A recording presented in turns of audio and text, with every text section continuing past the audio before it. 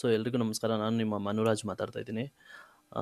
So ತುಂಬ ಜನ comment ಹಾಕಿದ್ರು ಕಿಚನ ಚಪ್ಪಾಳೆ ಬಗ್ಗೆ ಮಾತಾಡಿ ಅಂತ. ಅದೇ ಎಂಟರ್ಟೈನರ್ ಆಫ್ ದಿಸ್ ಸೀಸನ್ ಬಗ್ಗೆ. ಸೊ ಇವತ್ತು ಬೆಸ್ಟ್ ಎಕ್ಸಾಂಪಲ್ ಇವತ್ತು ಸಂಡೇ ಎಪಿಸೋಡ್ ಒಳಗಡೆ ಗೊತ್ತಾಯಿತು. ಸೊ ಅದೇ ದಿ ಬೆಸ್ಟ್ ಎಂಟರ್ಟೈನರ್ ಅವ್ರನ್ನ ನಿಲ್ಲಿಸ್ಬಿಟ್ಟು ಒಂದೇ ಒಂದು ಕ್ವಶನ್ ಕೇಳ್ಬಿಟ್ಟು ಅವ್ರು ಆನ್ಸರ್ ಮಾಡೋದಕ್ಕೆ ನೀನು ಕುತ್ಕೊಂಡು ಕಳಿಸ್ಬಿಟ್ಟು ಅದೇ ಗಿಲ್ಲಿ ನಿಲ್ಲಿಸ್ಬಿಟ್ಟು ಅದ್ರ ಬಗ್ಗೆ ಕ್ವಶನ್ ಕೇಳಿದ ತಕ್ಷಣ ಎಲ್ಲರ ಬಗ್ಗೆ ಇವ್ರು ಹೆಂಗೆ ಅಂದ್ಬಿಟ್ಟು ಎಲ್ಲ ಹತ್ರ ಹೇಳಿ ಬಿದ್ದು ನಗಿತಾ ಇದ್ರಲ್ಲ, this is called entertainer of this season.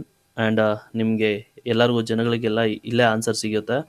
And ಕಿಚ್ಚನ ಚಪ್ಪಾಳೆ ಬಗ್ಗೆ ಮಾತಾಡೋಕೆ ಹೋದರೆ ಇಟ್ಸ್ ಜಸ್ಟ್ ಒಂದು ಅಪ್ರಿಷಿಯೇಷನ್ ಅಷ್ಟೇ.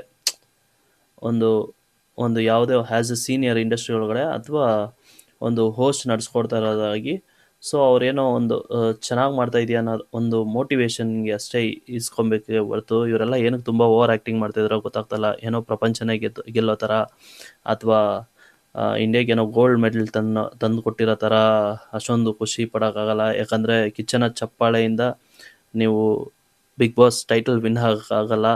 ಸೊ ಅಲ್ಟಿಮೇಟ್ಲಿ ಜನ ನಿಮಗೆ ಆದಷ್ಟು ಜನ ಹರಿಸಿದ್ರೆ ಬೆಳವಣಿಗೆ, ಮೆರೆಸಿದ್ರೆ ಮೆರವಣಿಗೆ ಅಂತ ಗಾದೆನೇ ಇದೆ. ಸೊ ನೀವು ಆದಷ್ಟು ಜನಗಳ ಜೊತೆ ಜನ ಕೊಡೋ ಇದು ನಿಮಗೆ ತುಂಬ ಮ್ಯಾಟ್ರ್ ಆಗುತ್ತೆ.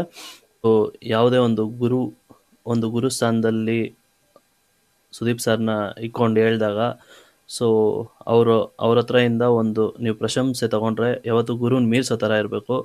ಇದುವರೆಗೆ ಆ ಪ್ರಶಂಸೆ ತೊಗೊಂಡಿರೋರು ಯಾರು ಅಷ್ಟೇ ಅವ್ರನ್ನ ಮೀರಿಸೋ ಥರ ಆಗಿದ್ದು ನಾನು ನೋಡಿಲ್ಲ. ಆ್ಯಂಡ್ ಅವ್ರ ಲೆವೆಲ್ಗೆ ಬಂದಿರೋದು ನಾನು ನೋಡಿಲ್ಲ. So just focus on your career ಬಗ್ಗೆ.